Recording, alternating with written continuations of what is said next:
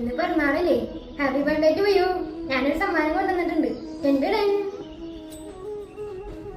Mahadeva. Hi Krishnan. എനിക്ക് പൂമല മാത്രം പോരാ, കഴിക്കാൻ വെണ്ണ കൂടി വേണം.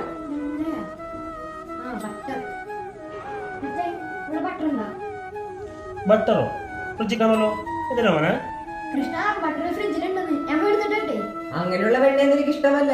നല്ല പശുവിൻ പാലിന് കടന്നെടുത്ത ശുദ്ധമായ വെണ്ണയാണ് എനിക്ക് ഇഷ്ടം. അയ്യോ, അതിപ്പോ ഞാൻ എങ്ങനെയാ? സാരമില്ല മഹാദേവ, നീ തന്ന പൂമല തന്നെ ഞാൻ വെണ്ണയെ സേവിച്ചോളാം. കൃഷ്ണ, ഇത് കൊള്ളാലോ. ഈ ട്രിക്ക് എന്നെ കൂടെ ഒന്ന് പഠിപ്പിച്ചു തരുമോ? ഇത് കുറച്ച് സമയം പിടിക്കും പഠിപ്പിക്കാൻ. ഇനി ഒരു വർഷത്തിൽ കാണുമ്പോൾ പഠിപ്പിച്ചു തരാം.